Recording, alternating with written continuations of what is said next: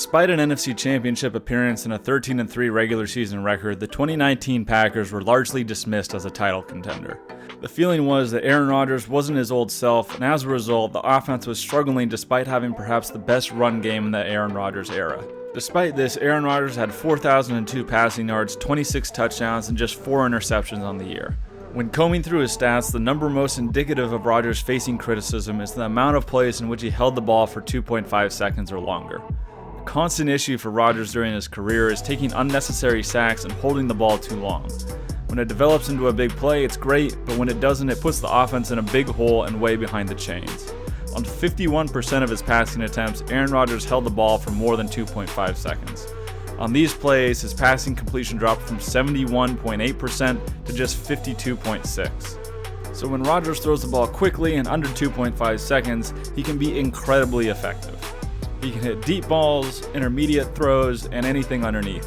However, even on designed quick passes, Rodgers had a particularly difficult time throwing to the boundary when going to his left and would routinely throw to the back hip or behind the receiver, limiting their ability to gain yards after the catch. He was also hesitant on some pretty simple flat defender reads, especially on double slant concepts. While Rodgers has made a career of throwing off platform and has gotten away with it because of his unreal arm talent, it has started to make him a little less consistent, especially on deep balls. All that being said, he can absolutely make all the throws still. Arm strength and accuracy are still there, and he's incredibly good at moving defenses with his eyes and manipulating defenders to open up windows.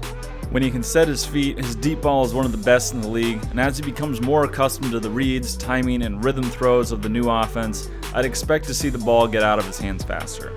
The time where he can throw off platform consistently and effectively may be coming to an end, but there's no denying he still has all the tools necessary to play at an MVP level. Let's start by putting one thing to bed. Aaron Rodgers still has it. As mentioned before, Aaron Rodgers' ability to move defenses with his eyes and create space for his receivers is next level.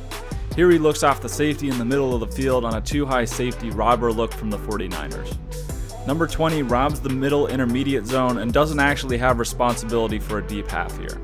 Number 29, Jaquiski Tartt rotates back to the middle of the field, but is held with Rodgers' eyes while he looks to the left. You can see here now how Aaron Rodgers peeks to the right and then to the left to see what the safeties are doing.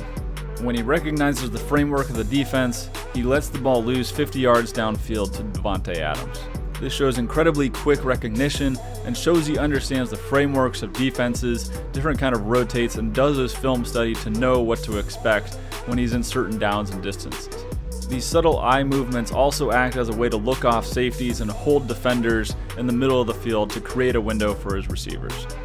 While Davante wins on his route, you may also notice the lack of separation from the other receivers by the time Aaron Rodgers is letting the ball go. Again here you can see Rodgers look off to the top of the field, moving the safety just a few yards and opening up space to put a little more air on the ball to Davante Adams down the sideline. Rodgers is also unreal when running to his left. He's able to create an incredible amount of torque with his hips, and because of his habit for throwing off platform, he's able to generate power without getting his feet totally set. You can see that the arm talent is clearly still there. When Rodgers is on, he can make absolutely any throw. Part of getting Aaron Rodgers in a groove and at his best is finding ways to get him in rhythm and throwing on time. His ball placement when he has all of his cleats in the ground, can get his feet set, and can step into throws can be absolutely lethal. When he can take his first read or hitch and find his second, he's incredibly more accurate and efficient with his throwing motion. Part of this is having good play design early, and part of it is Aaron Rodgers understanding the timing and trusting his receivers to be where they need to be. As a result, a lot of the throws Rodgers makes on rhythm tend to be to receivers he trusts, mainly Davante Adams with a little bit of Geronimo Allison and Allen Lazard mixed in. Like I said earlier, when he's on, he's on. The problem is, even if they're schemed up or he's given simple reads, he can tend to hold onto the ball at times. He's especially had trouble the last few games of the year with double slant concepts against too high safeties. When given a too high look, the read is to check the play side linebacker or slot defender.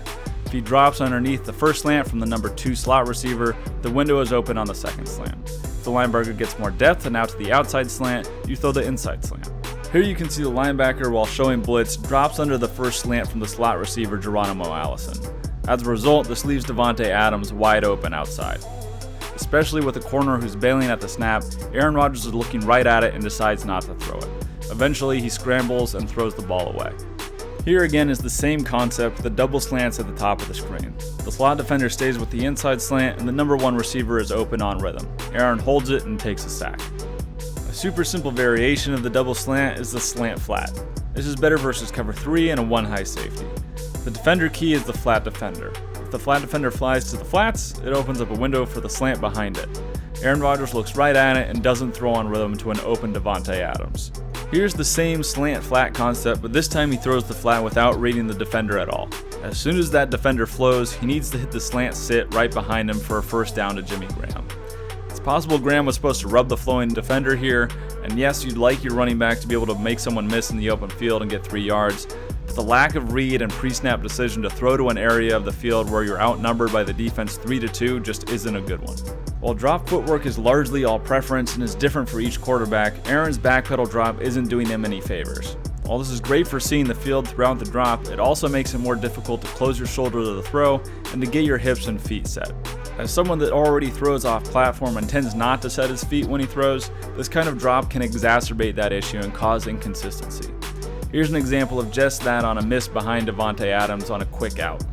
He's unable to plant his back foot and point his toe in the proper direction, and the ball ends up being behind. These might not seem like much, but when it's in the open field, back hip throws like this towards the sideline can reduce the ability for the receiver to run in stride and get yards after the catch.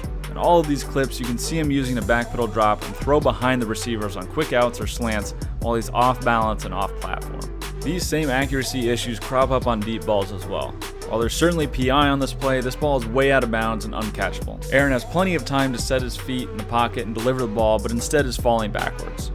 Rodgers has the arm talent to make these throws, and mechanics and footwork aren't always necessary, they just help you be a more consistent thrower of the ball.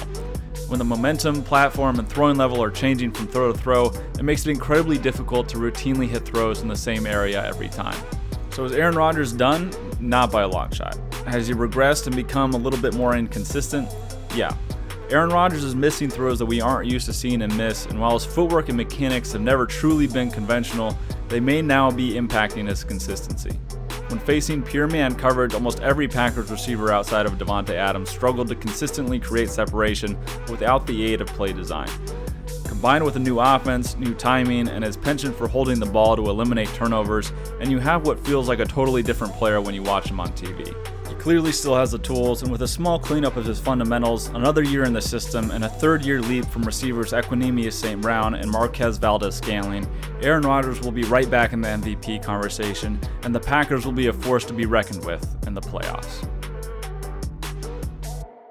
If you liked what you saw, please like and subscribe. It helps us out tremendously. Comment below who you'd like me to analyze next, and make sure to check out our website, weeklyspiral.com, where you can read all our latest content, including a written form of this video with GIFs. You can also find our Patreon and social handles and all that stuff there as well. Until next time, I'm Casey Sully, and I'll see you on the next film breakdown.